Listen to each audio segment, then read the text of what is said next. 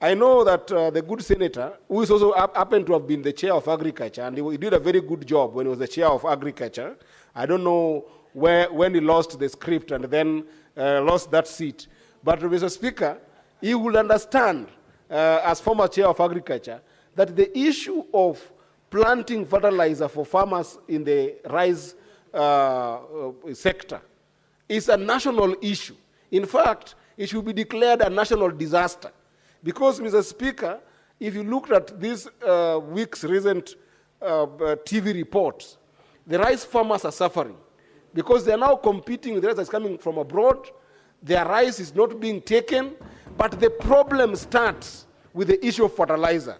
The triple super phosphate, which they call TSP, which is the fertilizer that they use to be able to plant, is not in the country currently, Mr. Speaker. This is a fact that the National Cereal and Produce Board must be able to respond to, Mr. Speaker. I come from a rice-growing community. When you go to Nyatike constituency, the Lower Kuja irrigation scheme, I think that we have got some of the best potential rice in that community. Yet, Mr. Speaker, there is just no fertilizer. And if some meager fertilizer shows up, then it's so small, and it shows up when the rains have even ended. There is no flooding that can be able to enable them plant properly. These things go according to seasons, Mr. Speaker. And Mr. Speaker, another issue that this committee must address, and I wish that Senator Murango was the chairman, only for this issue, apart from other issues that have been affecting him politically.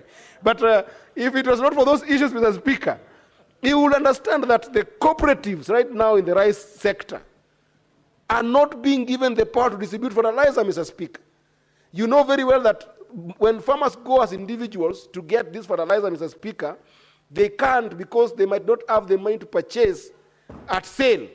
But the problem here is that now the National Cereal and Produce Board does not allow for this fertilizer to go to the cooperatives who can take this fertilizer in advance, give it to their cooperative members, and then once they have harvested and sold their rice, then they can be able to pay back, Mr. Speaker. This is a problem that must be solved by this committee. And then the last issue that must be solved by this committee, Mr. Speaker, is the issue of mopping up rice, Mr. Speaker.